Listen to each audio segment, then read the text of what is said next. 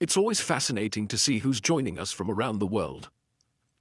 Now, dim the lights, maybe turn on a fan for that soft background hum, and let's ease into tonight's journey together. You wake up, or more accurately, you regain consciousness, in a space barely large enough to turn around without elbowing a wall. Congratulations! You live in a cellar, the ancient Roman version of a work-from-home setup, if your home was a broom closet and your job required body oil.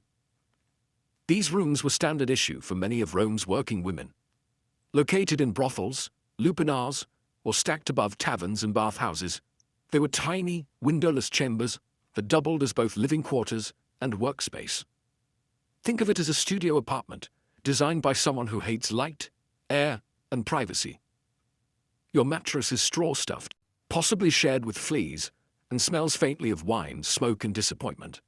If you're lucky, there's a small oil lamp. If you're really lucky, it hasn't been stolen. Your few possessions, some cheap makeup, a comb, and maybe a bronze mirror if times are good, are shoved into the corner like they, too, are tired of being here. There's no running water.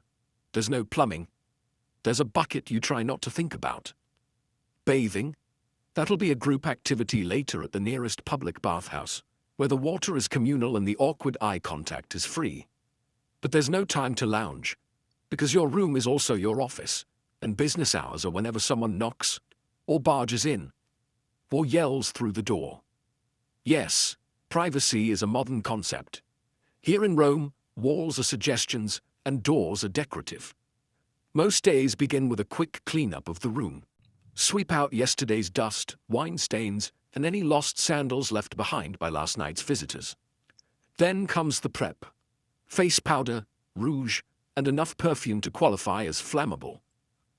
You're not trying to smell good. You're trying to smell better than the guy in line behind you. You practice your best sultry half-smile in the bronze mirror.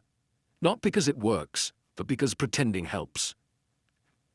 A customer once described you as charmingly awake, and you're still riding the emotional high from that. Because here in the cellar, every day begins the same, cramped, rushed, and filled with just enough dignity to make it to lunchtime. After waking up in your glorified broom closet, it's time to prepare for another day of impressing clients and surviving public judgment. But first, hygiene, or what passed for it in ancient Rome. There is, of course, no private bathroom. That luxury is reserved for the wealthy, and even they just had pots with ambition. As a working girl in a city that worships marble statues but accepts open sewers, your best option is the nearest public fountain or bathhouse, depending on your mood and threshold for awkward nudity. If you're pressed for time, and let's face it, you usually are, you go for the quick rinse at the communal fountain. Splash some water on your face, rinse out your mouth with wine if you're fancy, and hope the fountain hasn't been used to clean a chicken that morning. There's no soap, but maybe you've got a bit of natron, a salty cleaning powder that exfoliates your skin and your self-esteem. If business is slow and coins are jangling in your little purse, you might splurge on a visit to the public baths, the great Roman equalizer. Everyone's there. Merchants, soldiers, philosophers, and that guy who talks too loudly about his hemorrhoids. You undress, store your belongings in a niche you trust way too easily, and wade into tepid water full of floating philosophical debates and someone else's toenail. Inside, you sweat in the steam room, scrape yourself with a strigil, a curved metal blade, and enjoy a brief moment of being the cleanest person in your street, a title that lasts about 5 minutes. After the bath, you dry off, apply more perfume, and try to remember if anyone's invented deodorant yet. They haven't. To finish the look, a bit of chalk-based face powder, a hint of rouge for the cheeks and lips, and kohl around the eyes. Not to highlight your beauty, to hide the fatigue. Clients don't want to see the woman who's already dealt with 3 senators and a sailor before noon. They want mystery, allure, and someone who doesn't smell like old lentils. Now that you're washed, or at least convincingly perfumed, it's time to get dressed. And while Roman society had a lot of complicated opinions about fashion, there was one outfit that made things very clear. The female toga. Yes, toga. That flowing white garment we usually associate with senators, emperors, and frat parties. But here's the twist. In Rome, a woman wearing a toga wasn't making a political statement. She was making a professional one. It was a visual billboard for, "I'm not a respectable matron, and I am available for negotiation." Proper Roman women wore the stola, a long layered dress that said, "My husband controls my dowry, and I go to bed at 9. Prostitutes, on the other hand, were denied the stola by law and required to wear a toga, often short, brightly colored, and intentionally flashy. Think less Grecian goddess, more visible from across the forum. The look was usually accessorized with cheap jewelry, bronze or glass beads, maybe some loud earrings. The goal wasn't elegance, it was visibility. When you're competing with 20 other women in a 100-meter radius, subtlety is a luxury you can't afford. Footwear? Likely simple sandals, maybe even barefoot depending on location and budget. Comfort wasn't a priority. You're going to spend a lot of the day standing, walking, and occasionally sprinting away from a bad client or an overzealous moralist. Hair was its own ordeal. Roman prostitutes often curled and dyed their hair, sometimes wearing wigs, especially blonde ones, imported from Gaul. Blonde hair had a certain exotic appeal in Rome, kind of like imported luxury soap, only more alive. And let's not forget the finishing touches. Makeup. Pale face powder to contrast with red lips and cheeks, and thick kohl eyeliner to make your eyes pop. Or at least look less sleep-deprived.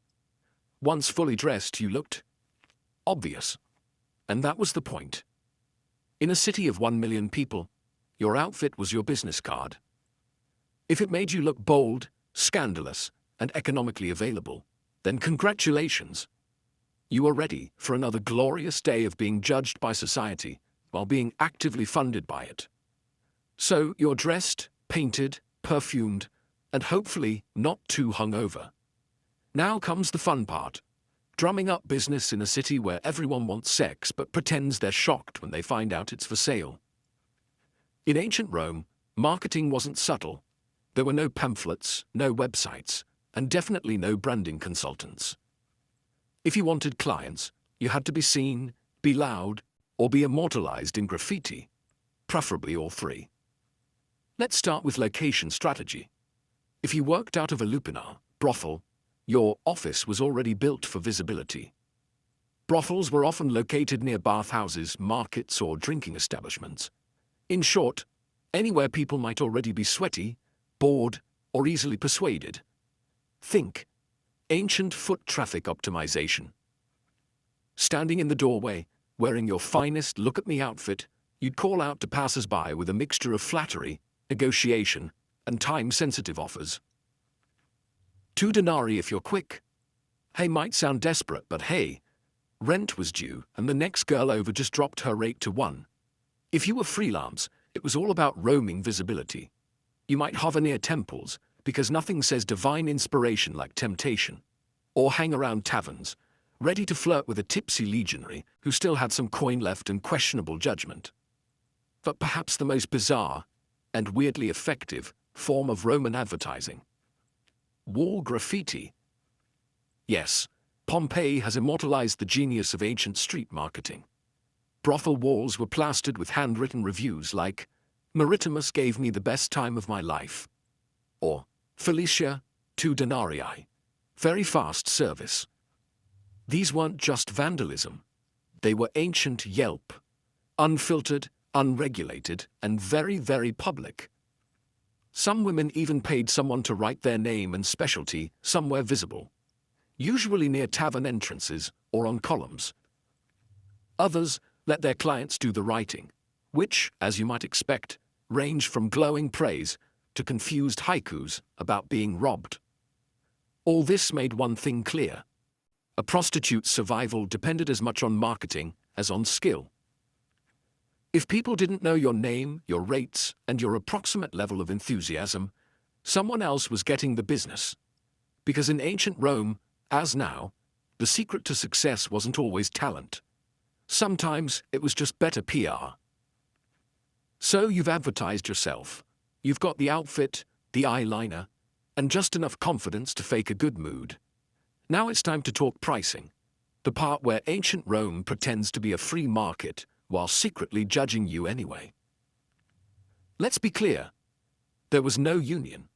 Rates were set by supply, demand, and whatever you could get away with before someone bartered you down with a loaf of stale bread.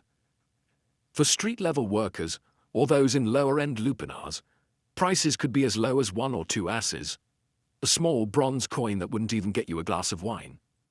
That's right, some clients were paying less than the cost of a decent lunch.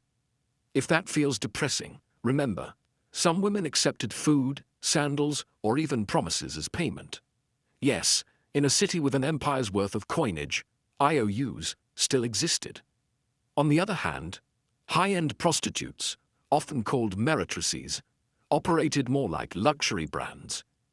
These women could charge in denarii, silver coins, sometimes multiple per client, especially if they had skills beyond the bedroom. Conversation, music, poetry, basic literacy. Anything that let a client believe they weren't just hiring company, but taste. Some prostitutes even had niches. Not architectural ones, marketing ones. Maybe you specialized in working with sailors, or performing erotic dances, or reciting poetry during the act. Don't laugh. Ovid probably inspired someone. The more unique your brand, the less replaceable you became. Repeat clients might get a discount, or not. It depended entirely on whether they paid on time or smelled like fermented cabbage. And if you worked under a pimp or brothel owner, a hefty cut of your earnings disappeared before you saw a single coin. Some women were enslaved, which meant they didn't get paid at all, just food, shelter, and a vague promise that one day they might buy their freedom if they somehow won the Roman lottery. Welcome to the lupanar, the Roman brothel. It's not luxurious, but it has walls, which already makes it more dignified than working behind a tavern. Technically, it's a place of business. Realistically, it's a sweaty stone maze of bad decisions. The term lupanar comes from lupa, meaning she-wolf, which the Romans used as slang for prostitute. That's right. Your job title was also your animal comparison. Not exactly empowering, but at least it's consistent. Most lupanars were 2-story buildings crammed between bathhouses and bars, perfect for catching foot traffic from half-drunk senators and bored sailors. Inside, you've got a narrow hallway lined with tiny rooms, each equipped with a stone bed, a thin mattress, and just enough space to reconsider your life choices. No doors, just curtains. For that open floor plan vibe. Privacy? That's something rich matrons had. You've got damp linen and the sound of someone snoring through your shift wall. You're not alone, of course. A proper lupanar had several working women and one delightful parasite known as the Leno, pimp, or Lena, madam. Their job was to take a cut of your earnings, promise repairs that never happened, and occasionally yell things like, "Work faster, he's important." Clients ranged from nervous teenagers to sweaty legionaries and balding senators claiming this was just a philosophical visit. Some were in and out faster than a dropped denarius. Others tried to talk about their poetry, which frankly was worse. During downtime, you'd sit near the entrance, giving your best, "I'm flirty but dead inside" expression, while calling out to passing foot traffic. Marketing was mostly volume-based. 2 coins, special today, I'll pretend to listen.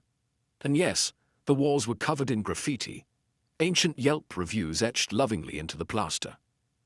Felix was here, twice, or Thais gives a good time. Occasionally someone got artsy and drew pictures. Proportions were rarely accurate. Confidence, however, was never lacking. Working in a lupanar wasn't glamorous, but it was consistent. A roof over your head, a bed, if you squint, and if nothing else, you'd always have a front row seat to humanity's weirdest parade. Not every Roman prostitute worked in a lupanar. Some preferred or were assigned to the equally glamorous world of taverns. If the brothel was a chaotic office cubicle, the tavern was more like working in an open-air startup, with more vomit and fewer stock options. Taverns, kolpini or popini, were where Rome's finest drunkards, merchants, off-duty soldiers, and guys named Gaius with gambling debts gathered to drink, shout, and pretend they understood Virgil. For prostitutes working here, the motto was simple: serve the wine, sell the charm, dodge the gropes. A typical shift involved pouring watered-down wine into dirty cups for people who wouldn't notice the difference anyway. With your other hand, you flirted just enough to keep the denarii flowing, but not so much that a brawl broke out. Unless that brawl was entertaining, in which case, carry on. Unlike the brothel, taverns were technically food establishments, so you had the delightful backdrop of boiled cabbage, fish sauce, and body odor. It was an aroma that clung to your tunic and your soul. But it also meant you could upsell a client. For 2 more coins, I'll pretend you don't reek of garum. Some women worked the back rooms or upstairs areas, making the tavern a part-time brothel with table service. Others kept things more casual, offering company, lap-sitting, and heavily suggestive compliments like, "Your toga looks clean." This was high praise in Rome. Payment was often immediate. Credit did not exist. If a client tried to delay, you had options: yell, threaten, or grab the bouncer, who was usually a retired gladiator with one eye and a short temper. The upside: taverns offered more foot traffic and sometimes better tips. The downside: you were a waitress, therapist, and hostage negotiator all at once, and no one tipped for emotional labor. And of course, there was the endless soundtrack: shouting, dice clacking, liar players trying to impress women, and the occasional argument over who invented democracy. Working tavern duty was unpredictable, exhausting, and smelled like despair. But it paid the bills. Sometimes, if the customers didn't vomit on your sandal first. For the entrepreneurial spirit with no brothel affiliation and too much confidence, there was always the street. Freelance prostitution in Rome meant walking the line between independent contractor and please don't arrest me. The Roman streets were alive with opportunity and sewage. Prostitutes who worked outdoors were called prostibulae, and they roamed the alleys, bathhouse entrances, marketplaces, and occasionally temple steps, because nothing says divine intervention like offering a discount outside a shrine to Venus. Daylight hours were decent for traffic, but risky. You had to navigate gawking citizens, nosy magistrates, and angry matrons who thought your existence was ruining their husband's self-control. Spoiler, it wasn't. You dressed brightly to stand out. Think short tunics, flashy jewelry, maybe a wig made from imported German hair. It was less understated elegance, more visible from across the Circus Maximus. The goal was to catch a client's eye before his wife caught him. Approaching a potential customer involved a delicate dance of flirtation, timing, and not getting mistaken for someone's runaway slave. You'd smile, compliment his sandals, and casually mention your rate before the local vigils, street guards, decided your entrepreneurialism was public disorder. Some clients were polite, others were aggressively cheap, and a few were very confused and just wanted directions to the bathhouse. You learned quickly to tell them apart, mostly by the level of eye contact and how many coins they jingled. Competition was fierce. You weren't just up against fellow prostibulae. You were up against free lovers, drunken party girls, and retired gladiators with a side hustle. Everyone was trying to make a denarius. There were no benefits, no security. Just your charm, your wits, and the ability to walk very fast in sandals. Some carried small knives or relied on nearby tavern bouncers. Others simply prayed that tonight's customers weren't philosophers with commitment issues. Still, for all its chaos, the street scene had its advantages. You set your own hours, kept your own profits, and didn't have to answer to a Leno breathing down your neck. Sure, the job came with the occasional drunk goat or philosophical heckler, but at least you were your own boss, in a city where bosses were rarely the good guys. If you thought the life of a Roman prostitute was already tough, allow us to introduce your least favorite client, the Roman tax collector. Yes, the Roman Empire, brilliant engineers, conquerors of the Mediterranean, champions of togas, also invented a dedicated tax on prostitutes. It was called the Vectigal Lex Capturus, and it ensured that even your most awkward encounters contributed to Rome's public infrastructure. Congratulations! Your nightly services just funded another aqueduct. The tax wasn't just unofficial pocket skimming either. This was a state-sanctioned system, managed by professional collectors known as publicani, men who were somehow both boring and terrifying. They kept detailed records, demanded payment in cash, and probably judged your perfume choices while scribbling on their wax tablets. To legally operate, prostitutes had to register with the aediles, the Roman equivalent of a city inspector, with an affinity for paperwork and moral superiority. Upon registration, you were entered into an official list of sex workers. Think of it as joining a trade union, except there were no benefits, and instead of a card, you got a branding. Literally. Yes, some sex workers, especially enslaved ones, were branded or tattooed with marks like Lupa or their owner's name. If you're wondering how that made clients feel, don't worry. The branding wasn't for them. It was to ensure you couldn't pretend to be respectable later.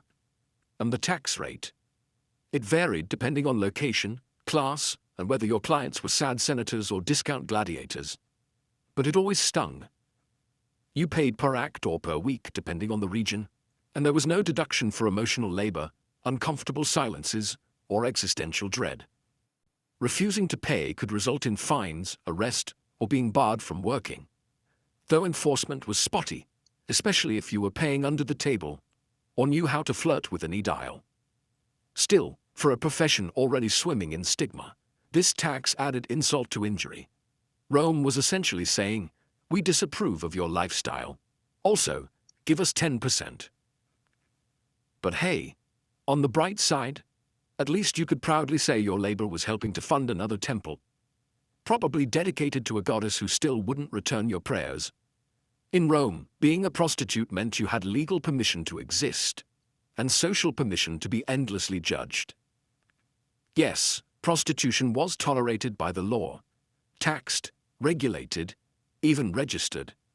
But that didn't stop every senator, priest, and bored philosopher from telling you how much they disapproved of you, often while zipping up their tunic. Enter the moral police, not an official squad with batons, but a vast, unpaid network of senators, priests, matrons, and writers who all believed it was their divine duty to shame you while enjoying the fruits of your labor behind closed doors. At the top of the hypocrisy food chain was the Roman Senate, a group of aging elites who believed in preserving Roman virtue, a concept they typically defined as whatever we're not caught doing. Many of them publicly railed against moral decay while maintaining discreet tabs at every brothel from the Forum to Subura. Then you had the aediles, Rome's actual public officials who enforced laws on cleanliness, order, and decency. Their job was to regulate brothels, inspect establishments, and sometimes fine women for being too obvious about their profession, which again was legally required to be obvious. You couldn't make it subtle if you tried.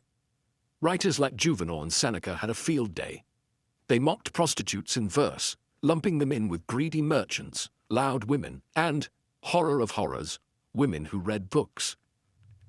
And yet these same writers gave vivid, suspiciously detailed descriptions of brothel life, almost as if they'd done extensive research.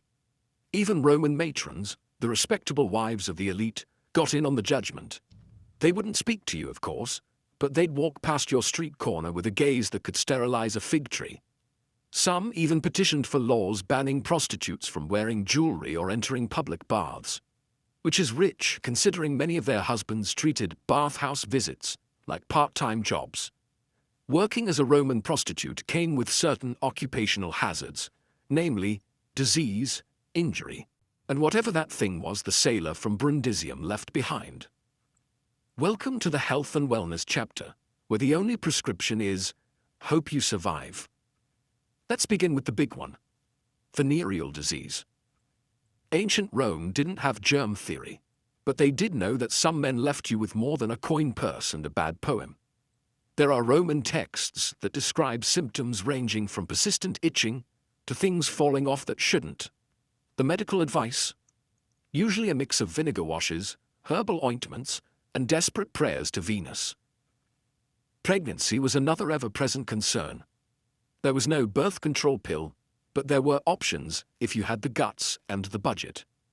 Prostitutes used natural contraceptives like silphium, an extinct plant famously overharvested for this exact reason. Animal intestines as crude condoms, and wool tampons soaked in herbal concoctions. Effectiveness? Somewhere between maybe and miracle. If pregnancy occurred, things got complicated. Some women carried to term and raised their children, often within the brothel itself. Others gave infants up to foundling homes, or worse, the open streets. Infanticide wasn't legal, but turning a blind eye. That was practically a civic duty.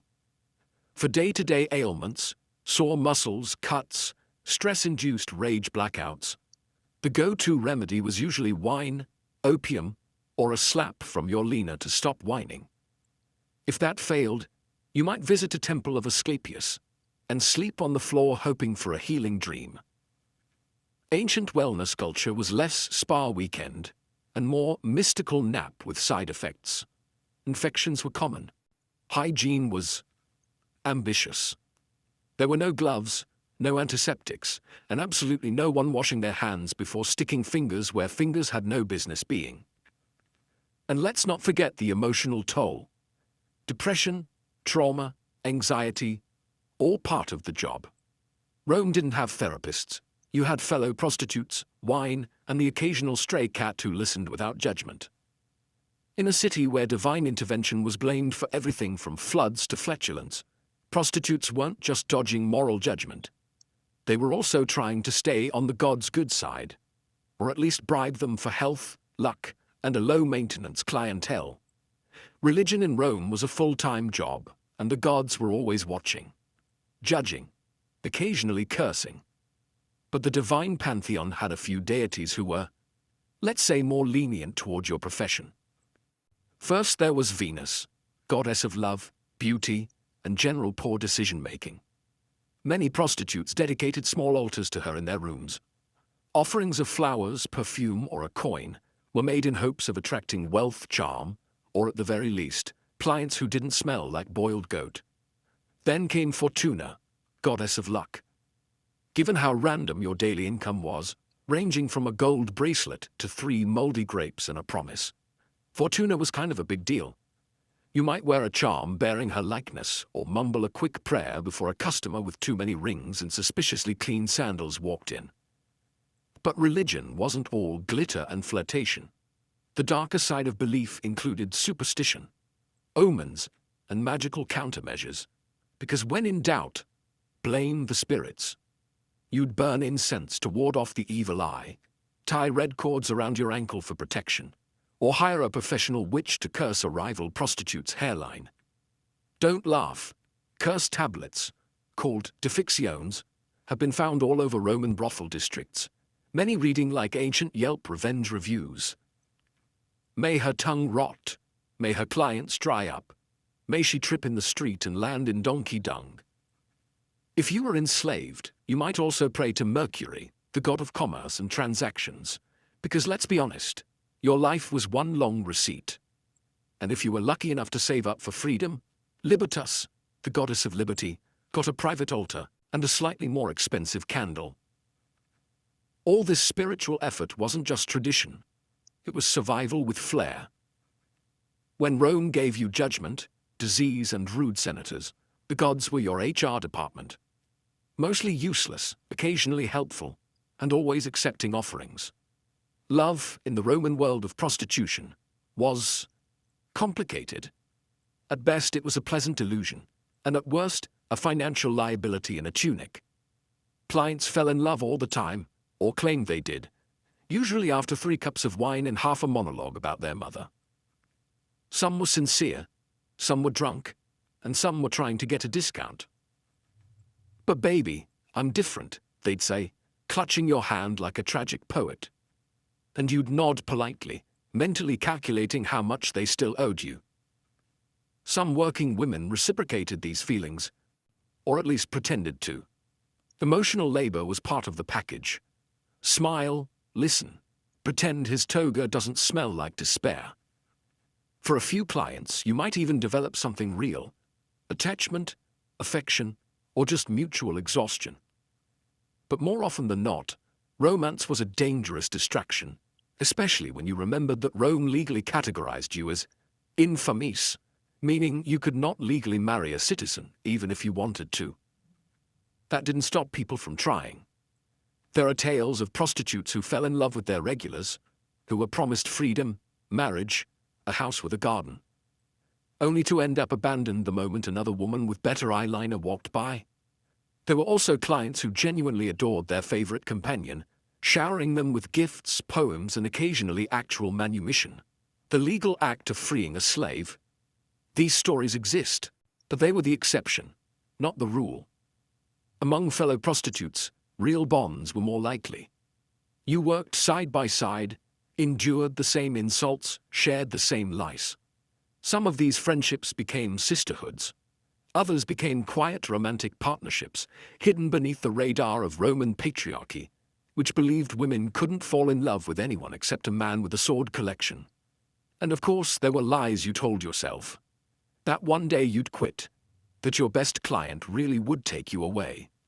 That if you could just save a little more, you'd open a perfume shop in Ostia and never look back.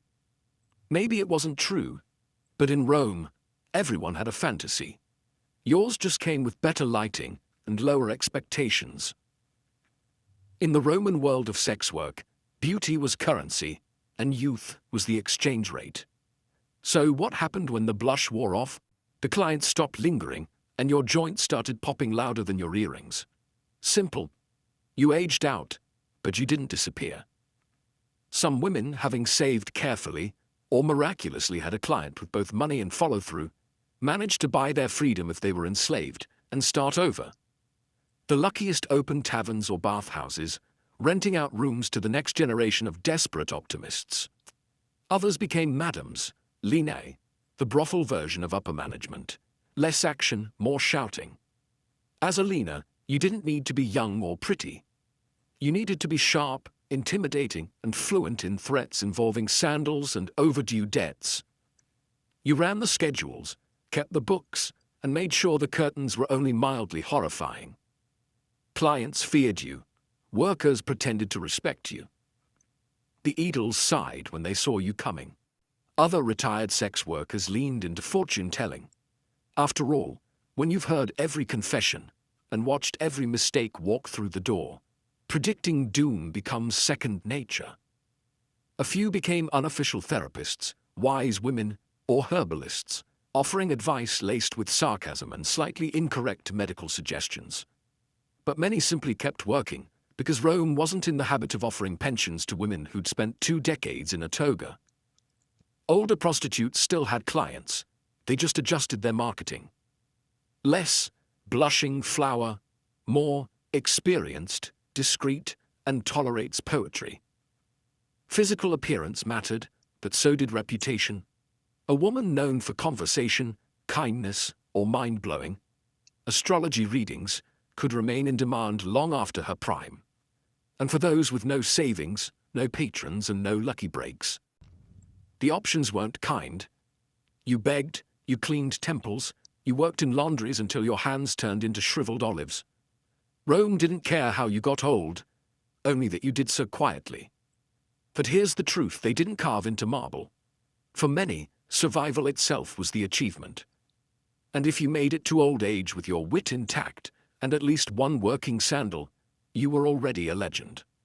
When people think of ancient Rome, they picture marble statues, grand speeches, and emperors with questionable family trees.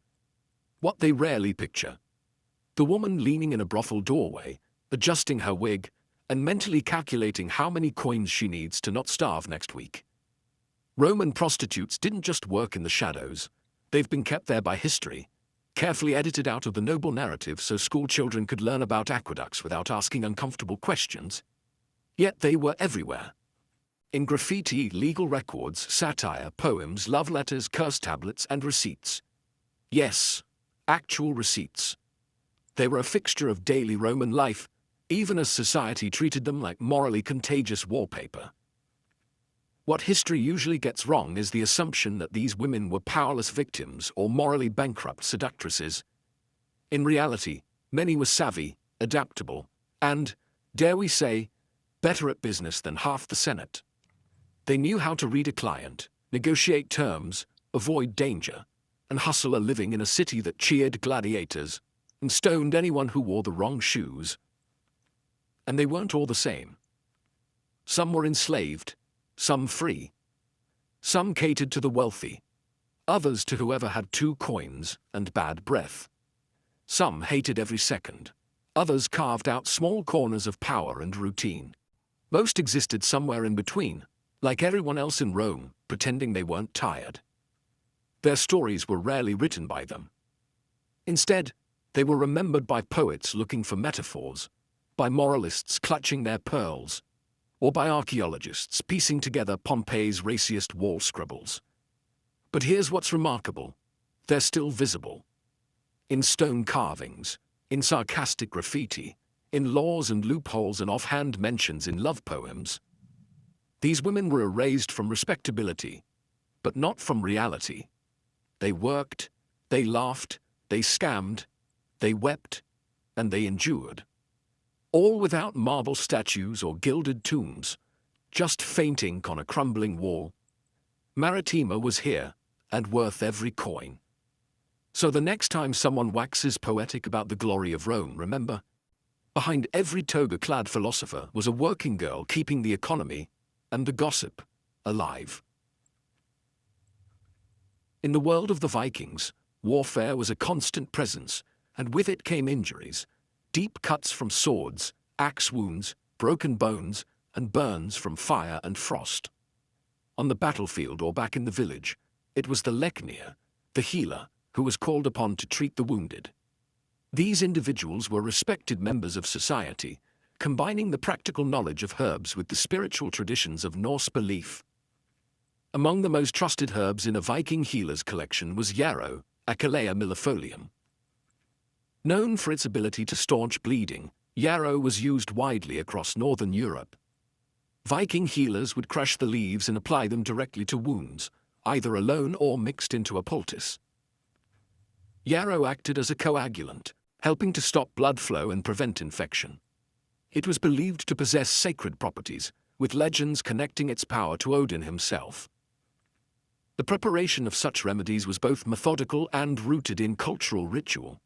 The healer might wash the wound with boiled water infused with antiseptic herbs, apply crushed yarrow, and bind the area tightly with linen or animal skin strips. In some cases, chants or prayers were recited during the process, invoking protection or healing from the gods. Healing was not just physical, it was also spiritual. Beyond battlefield wounds, yarrow was used internally as well. A tea made from its flowers and leaves could reduce fevers, ease digestive complaints, or help relieve menstrual cramps. It was a versatile plant, and one that could be found growing throughout the Viking homelands, in fields near rivers, or in small garden plots maintained by women of the household. Healers in Viking society had a deep understanding of their environment. They knew which plants grew in which seasons, how to harvest them properly, and how to preserve them for use during the long, dark winters. Knowledge was passed down through generations, often from mother to daughter, or from elder to apprentice. These traditions blended elements of Germanic herbal lore with the rich cosmology of Norse mythology. In a world without hospitals or modern antibiotics, the skill of the healer and the power of plants like yarrow were essential to survival and to maintaining strength in a warrior-driven culture. While yarrow addressed bleeding and surface wounds, the Viking healer's battle against infection required deeper remedies. One of the most revered herbs in this regard was Angelica, Archangelica, a tall aromatic plant with hollow stalks and umbrella-shaped clusters of greenish-white flowers. It thrived in the cold climates of Scandinavia and was considered so valuable that it was cultivated in monastery gardens long after the Viking Age ended. Angelica held a central place in early northern European medicine, prized for its broad-spectrum medicinal properties. Viking healers used the root, leaves and seeds to prepare a variety of treatments. Most commonly, the root was dried and then steeped into decoctions to fight internal infections. It was known for its warming effect on the body and was used to stimulate circulation, cleanse the blood, and reduce inflammation. The antiseptic properties of angelica were vital in treating infected wounds, especially those that had been neglected or exposed to dirt and decay. A healer might grind the root and mix it with animal fat or beeswax to create a salve, then apply it to festering injuries. When ingested as a tea or tincture, angelica helped combat respiratory infections, fevers and digestive issues, ailments that could become life-threatening in a time without antibiotics. But angelica's power extended beyond physical healing. In Norse cosmology, certain plants were believed to carry divine energy. The name angelica itself, though Latin in origin, echoes the spiritual reverence surrounding the plant. In Christianized Europe, it was said to have been revealed by an angel to cure the plague. While Viking belief systems were different, they too held that some plants were gifts from the gods. It is likely that angelica, with its strong scent and dramatic appearance, was associated with protection and sacred power. Women, who often served as herbalists within the household, used angelica to treat gynecological conditions. It was thought to regulate menstrual cycles and ease childbirth, a dangerous and sacred moment in Norse society. Because of its reputation as a purifier, angelica was also used in smoke rituals to cleanse homes and ward off disease during times of illness. In every Viking community, from remote farms to coastal trading towns, angelica was a cornerstone of natural medicine. Its effectiveness and symbolic weight made it a trusted ally in the healer's quest to preserve life in a harsh and unpredictable world. As spring arrived in the Viking world, it brought with it one of the most vital remedies for fever and fatigue: birch sap. The birch tree, widespread across Scandinavia, was more than just a source of wood. It was a living pharmacy. Vikings tapped the tree in early spring, collecting the clear, slightly sweet sap as it rose from the roots to nourish new leaves. This seasonal practice required skill and timing, as the sap could only be harvested for a short period before the tree fully awakened. Healers used birch sap as a tonic for those weakened by long winters, illness, or lingering fevers. It was served fresh or fermented into a lightly alcoholic drink known for its revitalizing qualities. Rich in minerals, electrolytes, and natural sugars, birch sap helped rehydrate the body and restore lost energy, especially after the depletion caused by sickness or extended fasting. In an era without formal nutrition science, Viking healers recognized the restorative power of this gift from nature. In cases of fever, healers often paired birch sap with infusions of cooling herbs such as meadowsweet or elderflower. This gentle combination helped bring down body temperature while nourishing the patient. In more serious cases, the sap might be mixed with bitter herbs like wormwood to purge the body of what was believed to be harmful humors. The logic was simple: cleanse, restore, and rebalance. Beyond its internal uses, the birch tree had a role in external treatments too. The bark, when boiled, produced a tar-like substance with antiseptic properties. It was used to treat skin infections, minor burns, and bites. Birch leaves were also used in poultices and steam baths to draw out toxins from the body, often accompanied by prayer or ritual to align the physical with the spiritual. Symbolically, the birch tree represented renewal and purity. It was often the first tree to grow after land was cleared or burned, and this regenerative quality made it sacred in both Germanic and Norse traditions. The use of its sap in healing reflected this belief, returning vitality to the sick and offering the promise of recovery after hardship. In the healer's practice, birch sap was a seasonal treasure, a clear, life-giving elixir that marked the changing of the year and the persistence of health in a cold and often merciless land. In Viking herbal medicine, juniper was revered for its powerful cleansing properties, both physical and spiritual.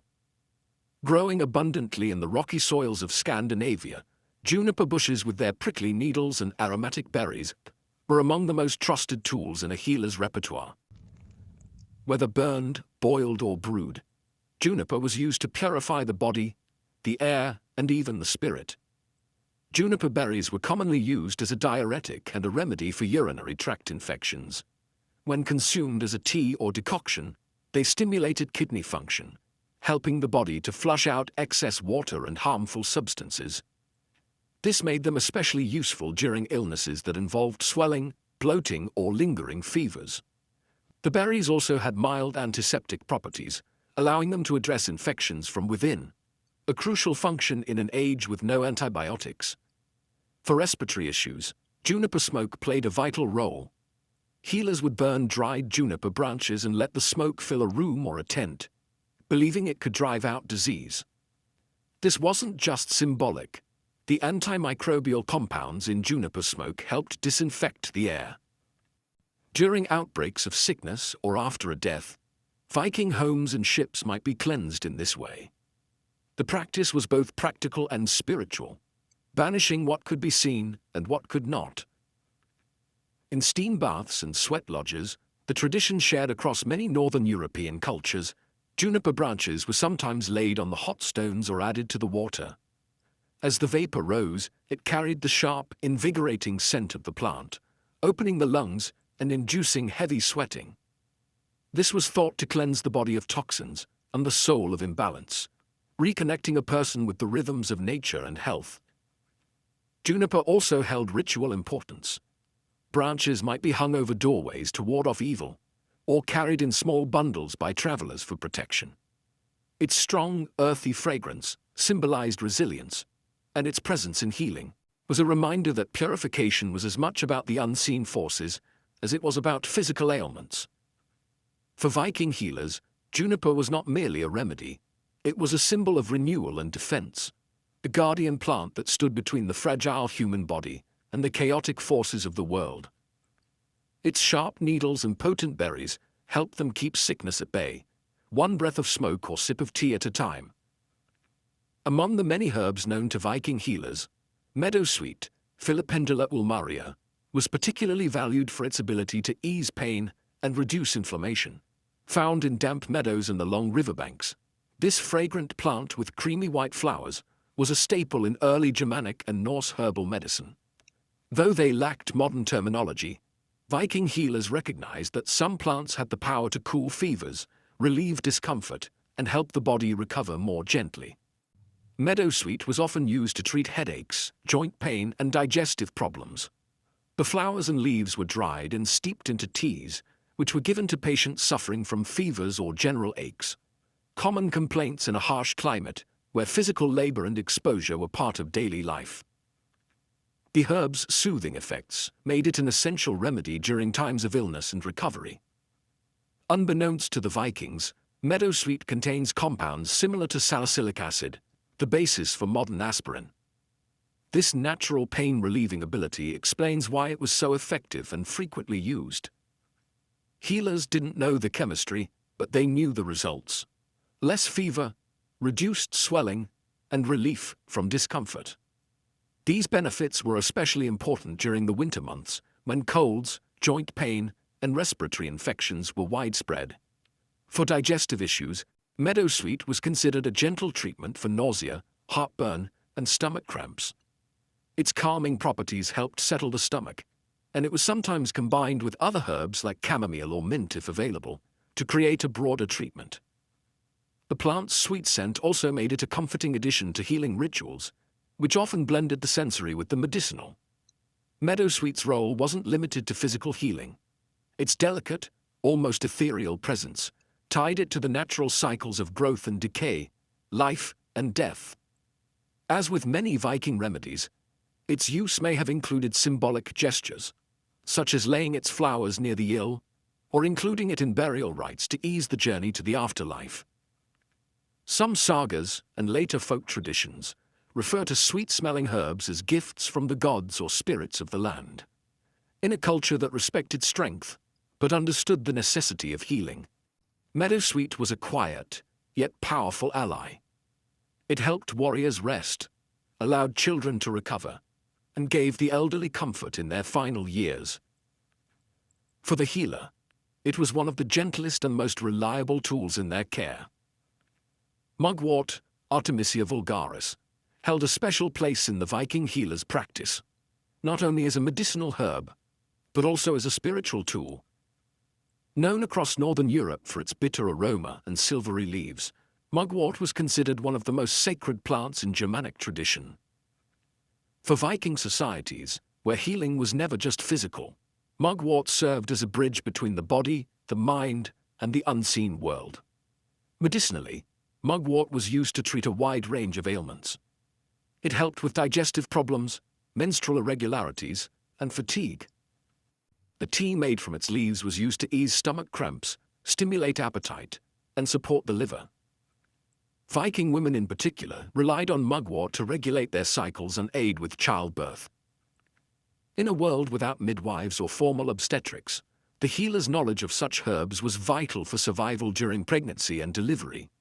Mugwort also had powerful nervine properties, meaning it calmed the nervous system.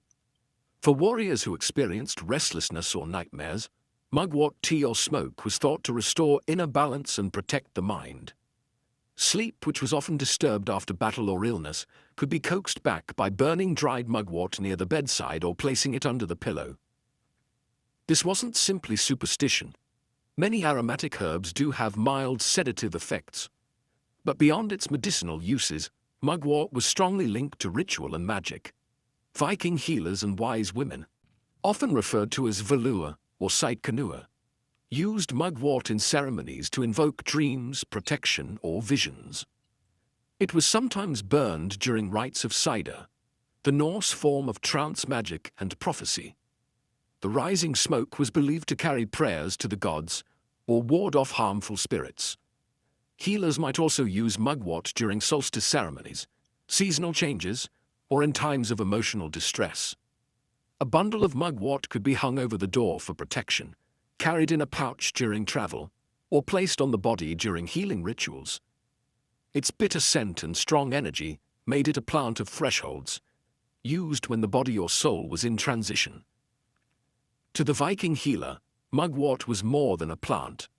It was an ancient ally, one that stood at the intersection of medicine and magic, guiding the sick not only toward physical recovery, but toward spiritual realignment with the world and the gods. Among the most practical and powerful remedies in the Viking healer's collection was garlic, Allium sativum. Though not native to Scandinavia, garlic had long been traded across Europe and may have reached the Viking world through early contact with the British Isles, Frankish territories, and Eastern markets. Its strong scent and potent medicinal qualities made it an essential part of early Norse medicine, especially for infections, parasites, and protection against disease. Garlic's antibacterial and antifungal properties were well known, even if not scientifically understood. Viking healers used crushed garlic in poultices to clean wounds and prevent festering, particularly important for injuries sustained during battle or travel.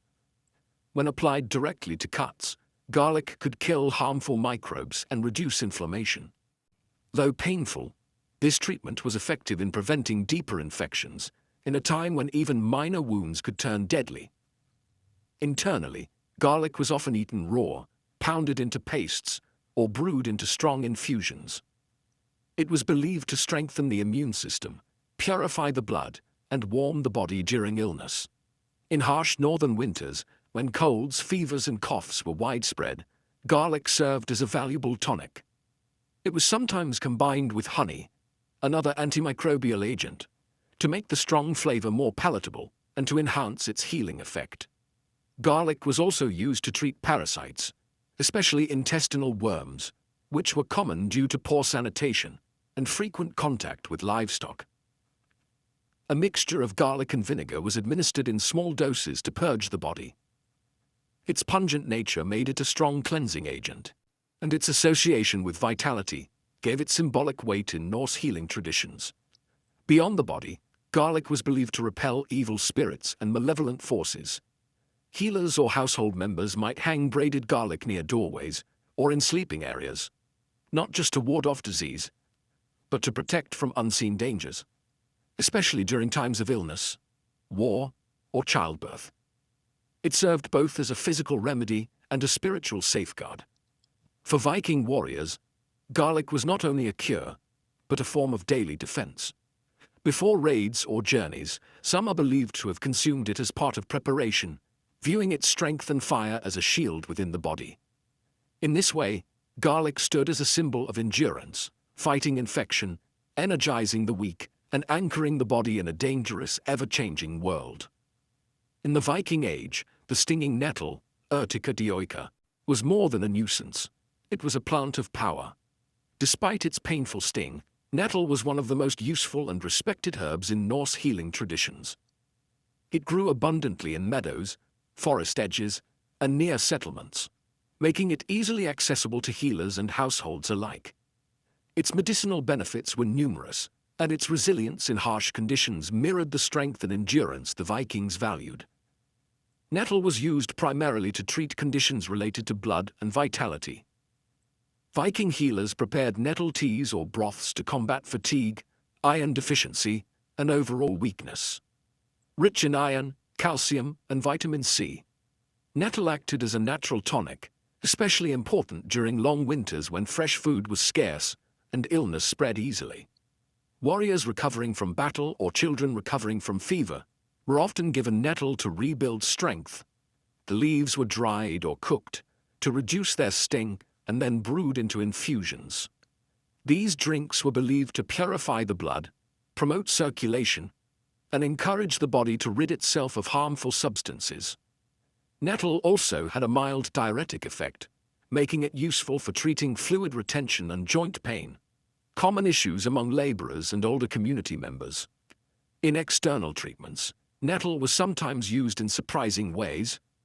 The practice of urtication, striking sore limbs with fresh nettle stalks, was used to stimulate circulation and relieve arthritis or muscle stiffness. Though painful, it was believed to bring warmth and life back to cold or stiff areas of the body.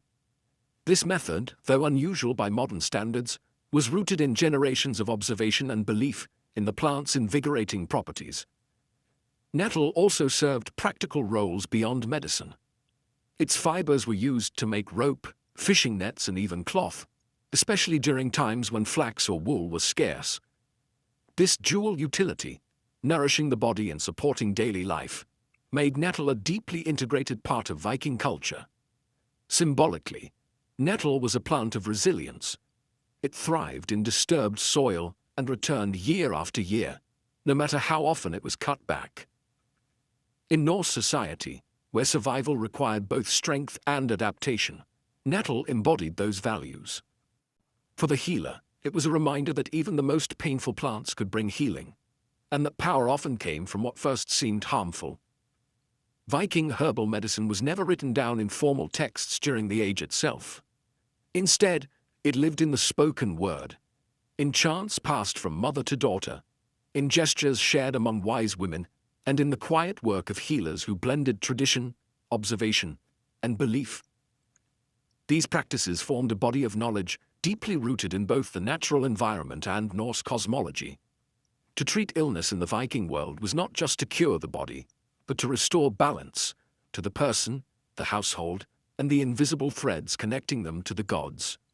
Healers in Viking society worked with what the land provided.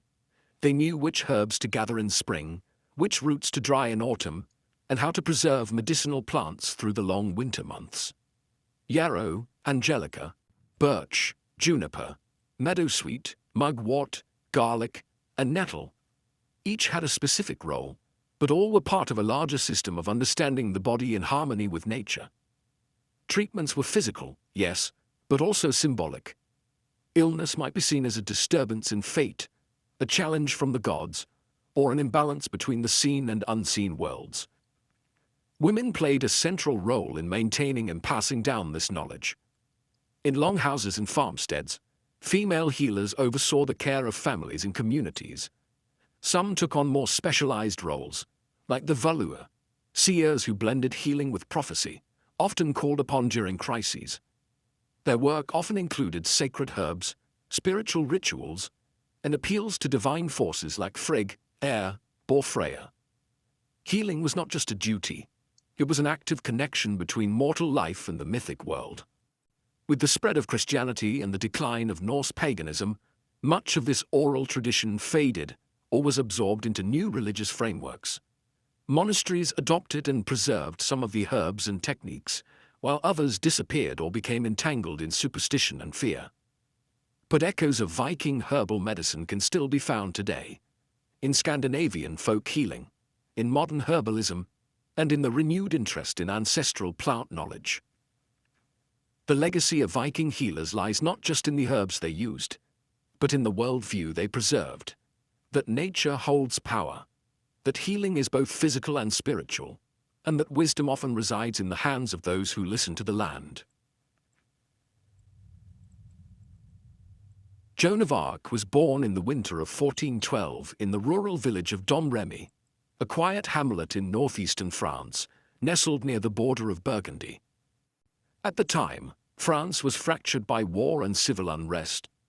The 100 Years' War between England and France had already dragged on for decades, and northern France was caught in the crossfire. Joan was born into this turbulence, the daughter of Jacques d'Arc and Isabelle Romay, devout peasants who raised their children in the Roman Catholic faith. Her family lived modestly. They owned a small patch of land, a few animals, and relied on farming to survive.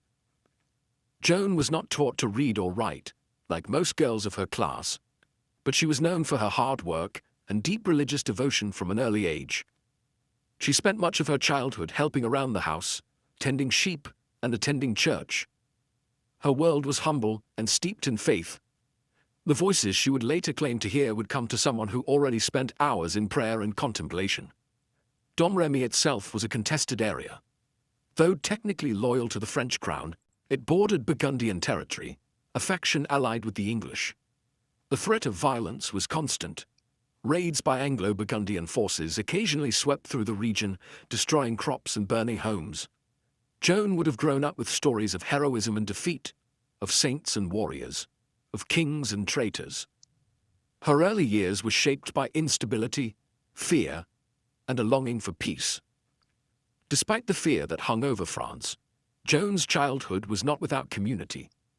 She was well liked in the village and described by neighbors as kind, pious, and unusually serious for her age. She often prayed at a nearby chapel dedicated to the Virgin Mary, where she would later claim her divine mission began. These years laid the spiritual and emotional foundation for what would come. Her faith, her loyalty to the king, and her sense of purpose were not formed in the royal court, but in the fields and chapels of her village. From such humble origins, no one could have imagined that this peasant girl, illiterate, unknown, and barely a teenager, would one day stand before kings, lead armies, and challenge the might of empires. At the age of 13, Joan of Arc's life changed forever. She later testified that in the summer of 1425, while alone in her father's garden, she experienced a vision, accompanied by a voice that seemed to come from beyond this world. At first, she was afraid. The voice, surrounded by a dazzling light, was accompanied by the appearance of figures she identified as Saint Michael, Saint Catherine, and Saint Margaret, 3 powerful saints in Catholic tradition. These visions would continue, growing in intensity and clarity over time. The message was clear but extraordinary. She was chosen by God to help save France. More specifically, her divine mission was to drive the English out of French territory and to ensure the coronation of Charles, the Dauphin, as the rightful king of France. It was a staggering revelation for a young peasant girl with no military experience, no formal education, and no standing in society. Joan told no one at first. She kept the visions private, fearing disbelief or punishment. But the voices persisted, urging her to act. Over the next few years, she became increasingly convinced that her mission was real. She began to devote herself even more deeply to prayer, fasting, and religious discipline, believing that her purity and obedience were essential for fulfilling God's will. By 1428, the political and military situation in France had worsened. The English had captured much of northern France, and the city of Orléans, a key stronghold, was under siege. The Dauphin Charles remained uncrowned, his legitimacy in question. Joan, now 16, believed the time had come to act. She traveled to the nearby town of Vaucouleurs and requested an audience with the local commander, Robert de Baudricourt, claiming she had a message for the king. At first, Baudricourt and his men laughed her off. A teenage girl claiming divine guidance was hardly taken seriously.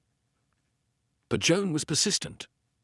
She returned again and again, speaking with a conviction that unsettled some and impressed others.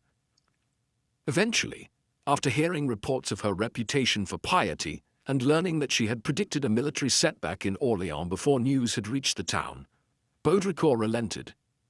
He agreed to send her, dressed in men's clothing and under armed escort, to meet the Dauphin. Joan's journey from peasant child to military envoy had begun, led by visions, faith, and an unshakable sense of destiny. In early 1429, Joan of Arc arrived in Chinon, where Charles, the uncrowned Dauphin of France, held his court. The journey had been long and dangerous. She traveled more than 300 miles through enemy territory, dressed as a man to avoid attention and assault. When she finally stood before the royal court, she was met with skepticism and curiosity. Charles, unsure of her motives and wary of trickery, decided to test her. To begin, he disguised himself in plain clothes and hid among his courtiers. Joan, having never seen him before, immediately picked him out and addressed him directly. Witnesses were astonished. She reportedly told him details that only he and his closest advisors would have known, possibly regarding a private prayer or secret doubt. For many in the court, it was the first sign that something beyond explanation was at work. Still, Charles was cautious. He ordered that Joan be examined by theologians and church officials in Poitiers. For several weeks she was questioned about her visions, her morality, and her doctrine. She was a teenage girl being grilled by learned men, yet she answered with composure and confidence. Her virginity was tested, as it was believed her purity was essential for her divine mission. The examiners found nothing heretical in her claims, and noted her remarkable character and intelligence, despite her lack of formal education. The court's advisors concluded she could be sent to Orléans with the army. But first, Joan requested something symbolic, something that would signal her role not merely as a soldier, but as a divine emissary. She asked for a banner. The banner she received was white, embroidered with an image of Christ and the words Jesus Maria. It would become her most treasured possession, and she carried it into every battle, declaring that she preferred the banner to the sword. She was also fitted with a custom suit of white armor and given a sword, which she claimed to have been divinely led to discover behind the altar of a chapel in Sainte Catherine de Fierbois. With her armor, banner, and a company of soldiers, Joan prepared to march toward Orléans. She was just 17 years old, young, untrained, and utterly convinced that God had sent her to save France. Her arrival at the besieged city would mark the beginning of one of the most legendary military campaigns in European history. By the spring of 1429, the city of Orléans had been under siege by the English for several months. Its fall would have opened the way to the heart of France, and with it, likely the collapse of French resistance. Morale was low, supplies were dwindling, and the Dauphin's cause teetered on the edge of defeat. Then Joan of Arc arrived. She entered the city on April 29th, met by cheering crowds who believed her to be a miracle sent by God. Clad in white armor and riding a white horse, she quickly became a symbol of hope and divine favor. Her presence reinvigorated the French troops and citizens alike. Though she had no formal military training, Joan spoke with boldness and authority, urging immediate action against the English fortifications. French commanders, initially hesitant to take orders from a teenage peasant girl, soon found themselves drawn to her conviction. Joan urged an aggressive strategy, claiming her voices had promised victory. Despite her youth, she rode into battle beside the soldiers, often placing herself in the most dangerous positions. Her courage on the field inspired others to fight with renewed determination. Over the course of a week, the French launched a series of offensives to break the siege. Joan wielded not just her sword but her banner, rallying the troops with cries of faith and purpose. She was wounded during the assault on the fortress of Les Tourelles, shot in the shoulder by an arrow. Refusing to retreat, she returned to the field after having the wound dressed, continuing to urge the men forward. On May 8th, the English finally lifted the siege and withdrew. It was a stunning victory, one that changed the momentum of the war. For the first time in years, the French had dealt a decisive blow to English forces. Joan's role was undeniable. Her leadership, her fearlessness, and her spiritual authority had turned the tide. The victory at Orléans was more than a military achievement. It was a turning point in the national consciousness of France. The peasant girl from Domremy had fulfilled the first part of her divine mission. Now, she turned her focus toward her second goal: to see the Dauphin crowned as king at Reims, the traditional site of French coronations. The road to legitimacy had begun. With the siege of Orléans lifted, Joan of Arc's mission shifted toward a far more symbolic objective: the coronation of Charles the Dauphin. In her visions, this was not merely a political event. It was a divine command. Charles needed to be crowned at Reims, the traditional site where French kings were anointed with sacred oil. But Reims was deep in territory controlled by the Burgundians, allies of the English. To reach it, Joan and the French army would have to march through hostile lands. Despite the risk, Joan was adamant. Her belief that God had cleared the path gave her confidence, and her conviction began to influence even the cautious Charles. After several victories along the Loire Valley, including battles at Jargeau, Meung-sur-Loire, and Beaugency, momentum was on their side. The army gained strength as towns submitted and morale surged. By July 1429, Joan and the royal court set out on what would later be called the coronation journey. Along the way, cities and castles opened their gates without resistance. Word of Joan's miraculous success had spread. Many believed that to resist her was to resist divine will. Her presence in the army, young, determined, and riding under her white banner, created an aura of invincibility. On July 16th, the French forces reached Reims. The city's leaders, after some hesitation, surrendered peacefully. The next day, inside the Cathedral of Reims, Charles was crowned King Charles VII of France. Joan stood beside him, holding her banner high. For her, it was the fulfillment of the prophecy she had received from her voices. The coronation was a moment of triumph, both for the new king and for Joan. From an obscure village, she had risen to command armies and to place a crown on a monarch's head.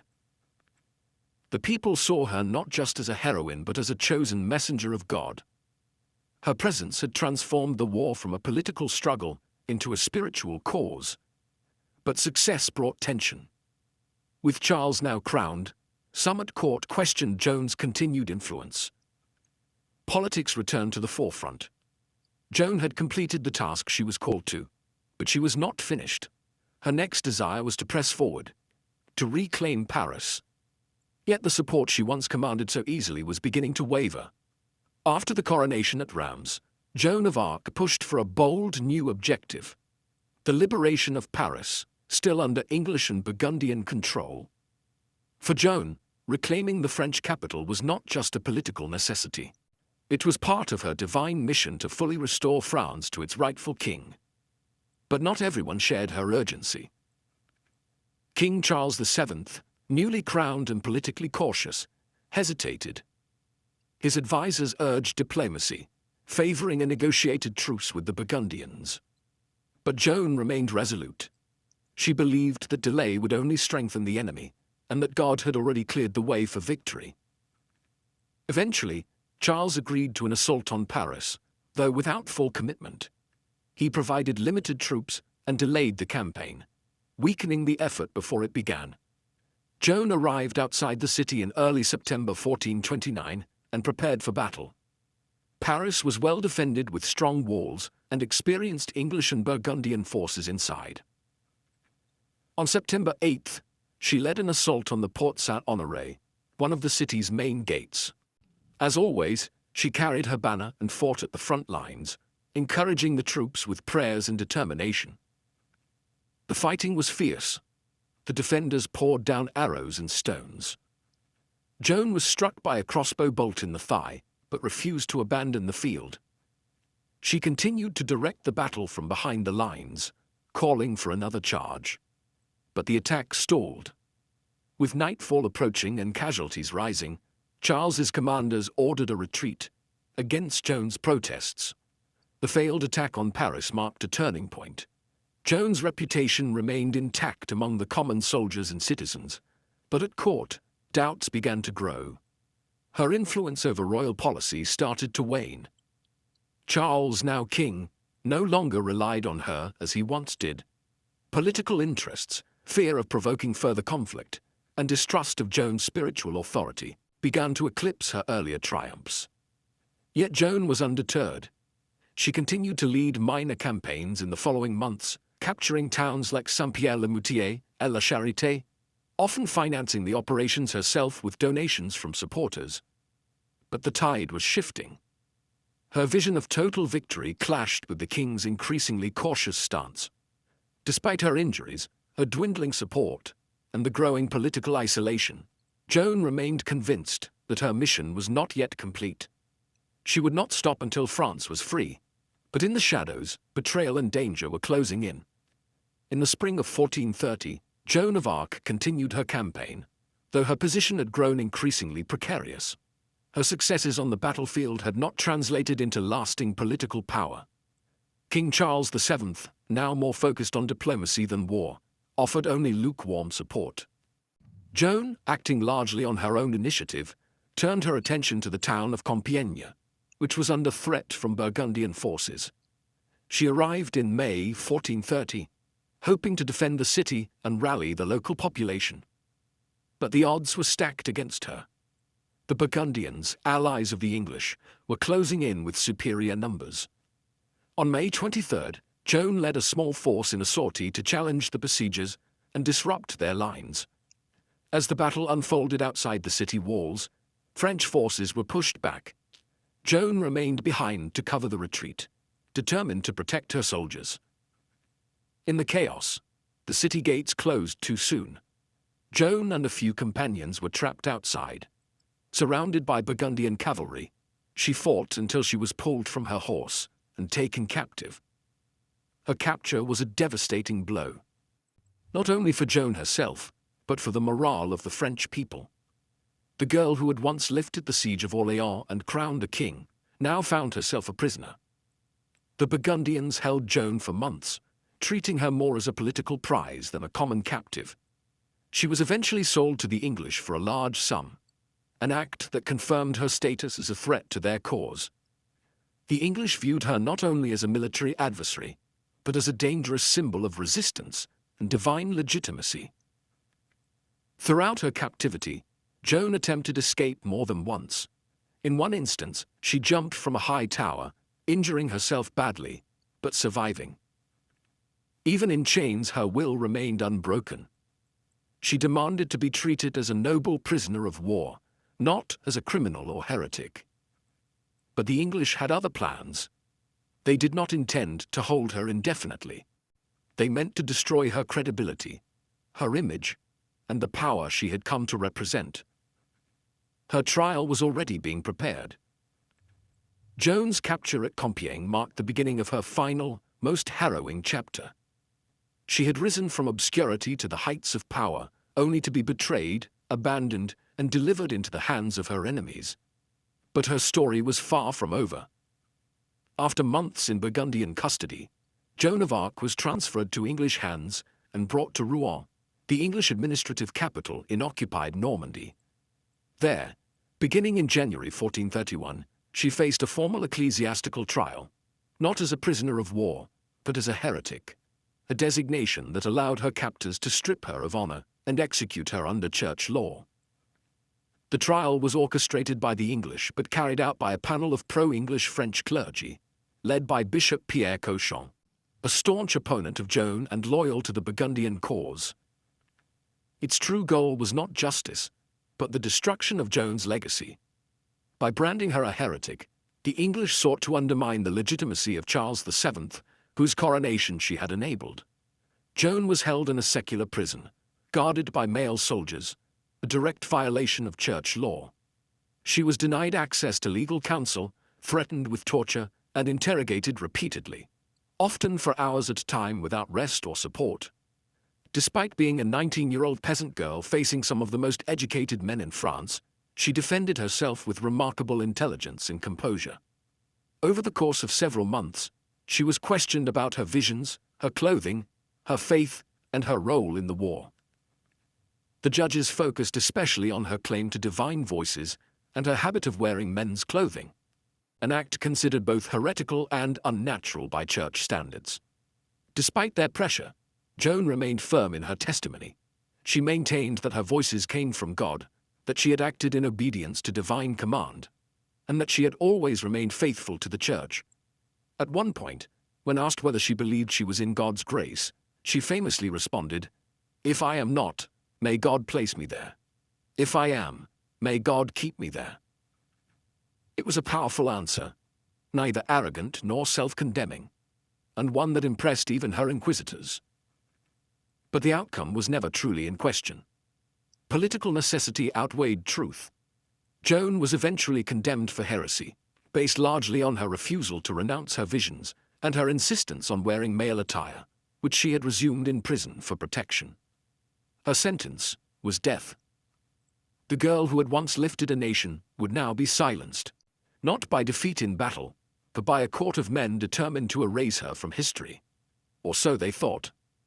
On the morning of May 30th, 1431, Joan of Arc was led to the marketplace in Rouen, tied to a wooden stake, and burned alive.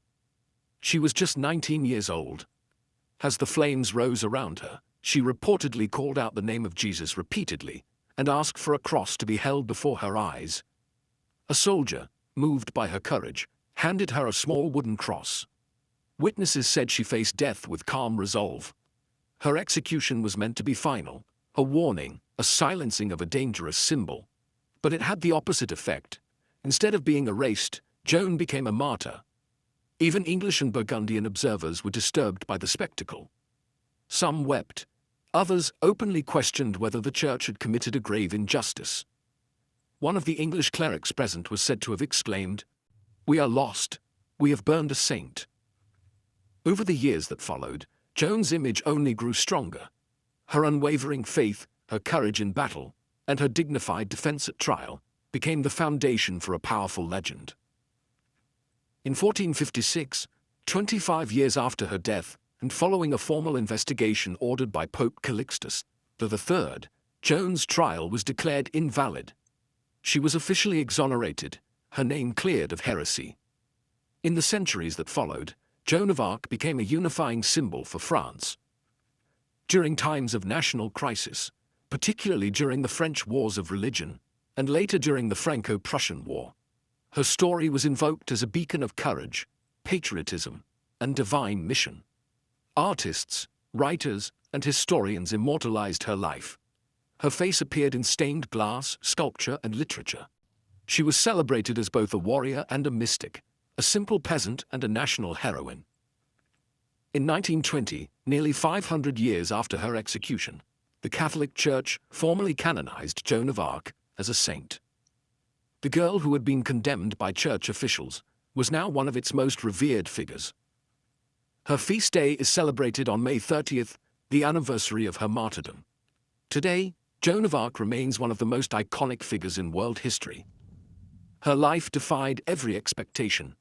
Peasant, prophet, warrior, prisoner, saint. Through faith and conviction, she altered the course of a kingdom. Through fire, she entered legend. And through memory, she lives on. The life of a medieval baker began in darkness. Long before roosters crowed or church bells tolled, bakers were already hard at work. Their day often started around midnight, when most of the town was fast asleep. The quiet streets were cold and still, but inside the bakehouse, flames crackled, flour dust hung in the air, and the rhythm of kneading began. Medieval bread wasn't made on a whim. It required precise timing and a practiced hand. Bakers relied on sourdough starters, carefully nurtured fermenting dough that gave rise and flavor to the loaves. There were no commercial yeasts. Everything was done by feel, smell, and experience. The flour was often coarse, ground at a local mill, and carried its own unique character based on region, season, and grain quality. Some bakers even mixed in bran, barley, or beans to stretch their flour supplies. Water was drawn from wells or public fountains. Everything had to be measured and mixed by hand, often in the dim light of oil lamps or candles. The mixing trough was usually wooden, and the dough had to be kneaded until it reached the right texture, a task that required strength and repetition. In colder months, the dough had to be kept warm with cloths or near the hearth to rise properly. The oven, usually a large domed brick structure, had to be heated long before baking. Bakers would burn bundles of wood inside until the walls radiated enough heat to bake several batches of bread. Ashes were raked out carefully, and the oven floor cleaned with a damp cloth or a wooden peel before the loaves were slid in. By the time the town stirred, merchants setting up stalls, church doors opening for morning mass, the baker's first loaves were already out of the oven. The smell of warm bread filled the air. It was the scent of sustenance, of daily survival. For many in the medieval world, bread was the cornerstone of every meal. But for the baker, it was just the beginning. Deliveries had to be made, customers served, and records kept. And once the ovens cooled and the counters cleared, there was little time to rest, because tomorrow's dough would need mixing before the moon set again. In medieval towns, the baker's work never truly ended. To master the daily grind of medieval baking, a baker needed more than just flour and fire. They relied on a trusted set of tools, each shaped by generations of craftsmanship. The bakehouse itself was often a simple stone or timber frame structure, but inside, it was a specialized world. Every item had a purpose, and efficiency could mean the difference between profit and punishment. The heart of any bakery was the oven. Typically made of clay or brick, these were dome-shaped and massive, designed to retain heat for hours. Heating the oven wasn't quick. Bundles of wood, often oak or beech, were burned inside until the walls radiated the ideal temperature. Then the ashes were raked out and the bread loaded using a peel, a long-handled wooden paddle that allowed bakers to slide loaves deep into the hot chamber without burning themselves. The kneading trough was another essential item, usually carved from a single block of wood or built from heavy planks. These troughs were wide and low, allowing bakers to lean into their work. The dough was mixed and worked by hand, and larger bakeries sometimes had several troughs going at once to keep up with demand. Measuring tools were primitive, but vital. Most bakers used wooden scoops or hand-carved measures for flour and salt, though consistency varied. Scales were rare, and accuracy was often enforced by local guilds or town officials. Cheating customers by underweighting loaves could lead to heavy fines, or worse. Flour was stored in cloth sacks or wooden barrels, while water was hauled in buckets from wells or streams. Some bakeries also had sieves for removing husks or debris, especially in more prosperous towns where finer bread was expected by wealthier clients. Coarser flours, however, were common for the lower classes. Perhaps the most valuable tool was the baker's hands, calloused, experienced, and trained by years of repetition. They knew when dough was ready, when the oven was hot enough, and when a loaf was just beginning to sing its final crusty notes. Everything had to be cleaned and prepared before the next day. The tools, humble though they seemed, were part of a larger rhythm, a cycle of labor, skill, and heat that transformed raw grain into life-sustaining bread. In the hands of a medieval baker, each tool helped feed a town. In the medieval world, bread was more than food. It was the foundation of every meal and a marker of social class. Nearly everyone ate it daily, but not all bread was created equal. What you ate said a great deal about who you were. The wealthiest citizens, nobles, clergy, and prosperous merchants demanded the finest bread, known as manchet, or white bread. Made from finely sifted wheat flour, This bread was soft, pale, and expensive. Producing it required extra labor. Grinding, sifting out bran, and using only the most refined parts of the grain. This labor-intensive process raised its cost, placing it far out of reach for commoners. For townsfolk and tradesmen, ravel or wheaten bread was the standard.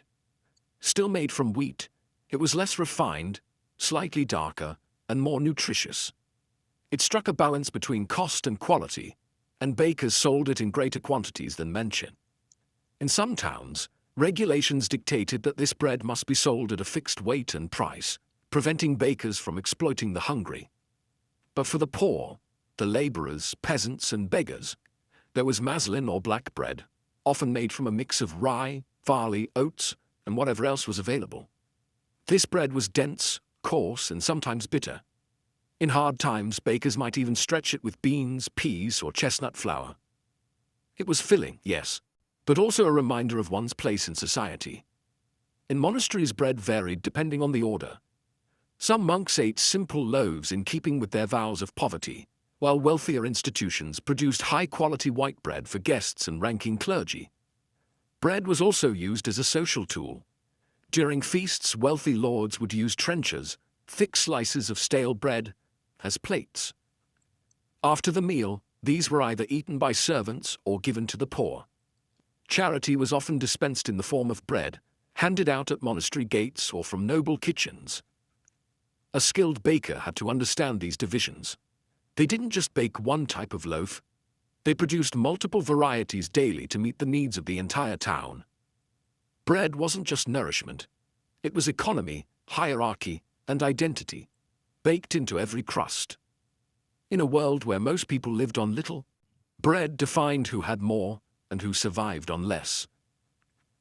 Being a baker in medieval Europe was not just a matter of skill, it was also a matter of law. Bread was considered so essential to life that its production was heavily regulated by local authorities and trade guilds. For a baker, failing to follow the rules didn't just mean bad business, it could mean public humiliation, loss of livelihood, or even imprisonment. In most towns and cities, guilds controlled the profession. These were associations of craftsmen who regulated quality, training, pricing, and supply.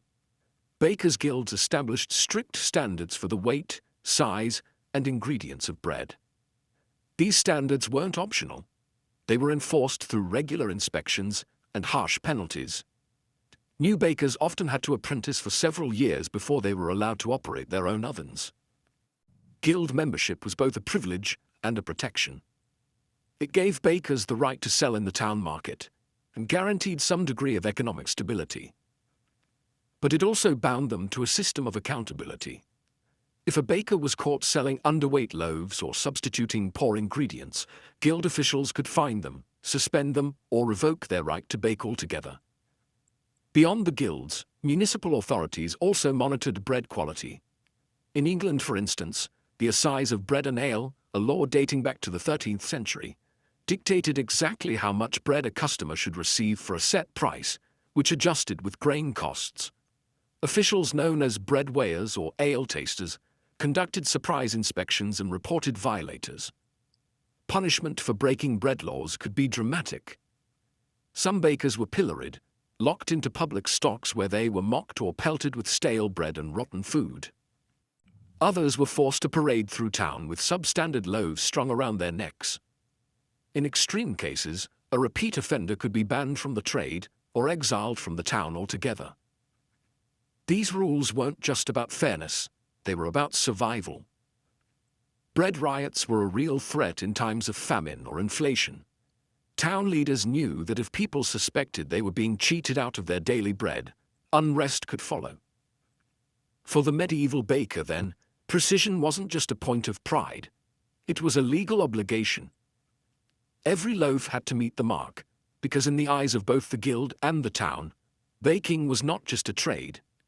It was a public service. Running a medieval bakehouse wasn't just demanding, it was dangerous. Fire was both a necessity and a constant threat.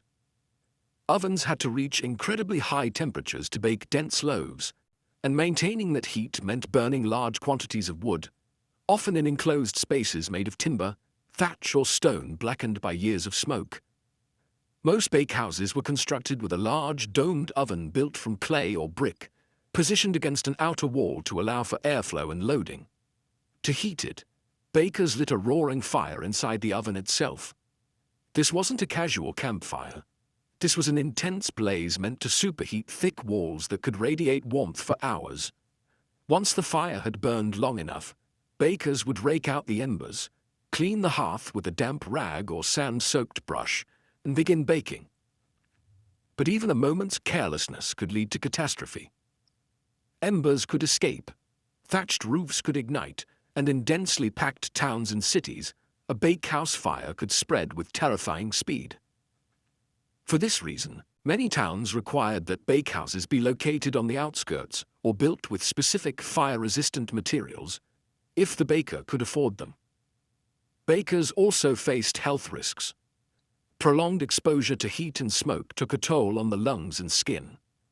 The heavy lifting of flour sacks and kneading of massive batches of dough wore down the body over time.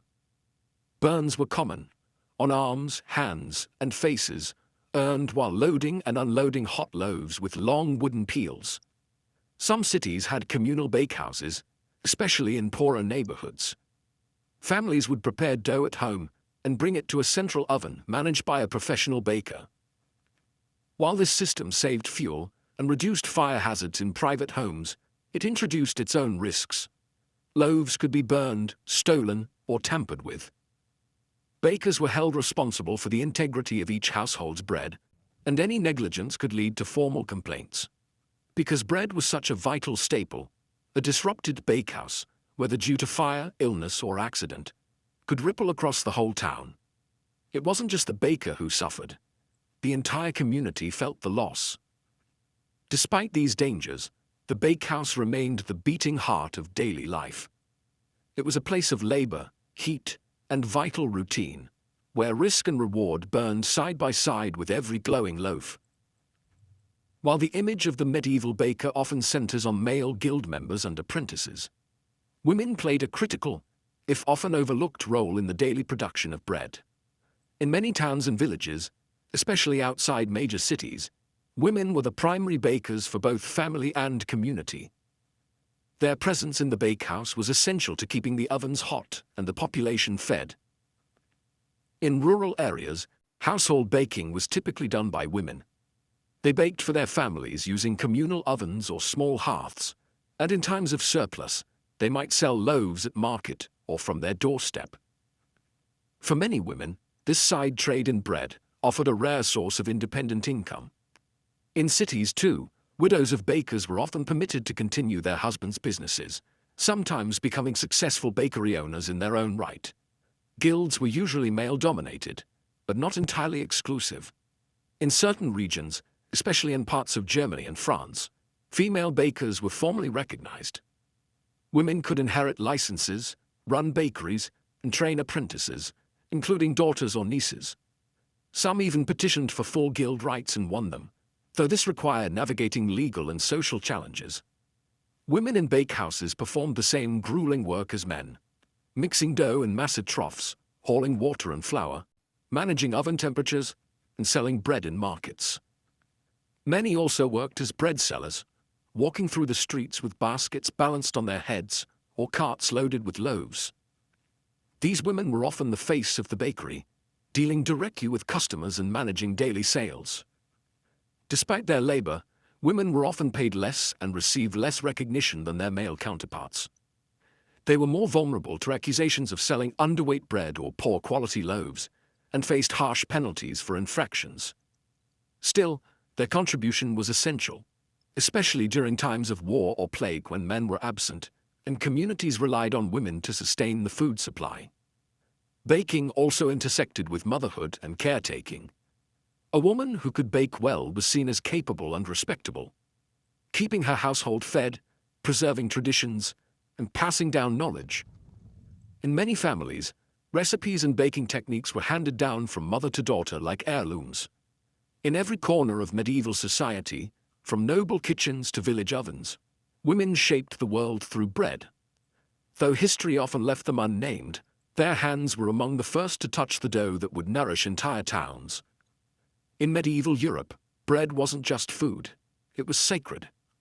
Few institutions influenced bread-making more than the church, which not only consumed vast quantities of bread, but also shaped its symbolism, regulation, and distribution. In monasteries, cathedrals, and village chapels alike, bread was a symbol of life, sacrifice, and divine presence. At the heart of this connection was the Eucharist, the Christian rite in which bread became the body of Christ.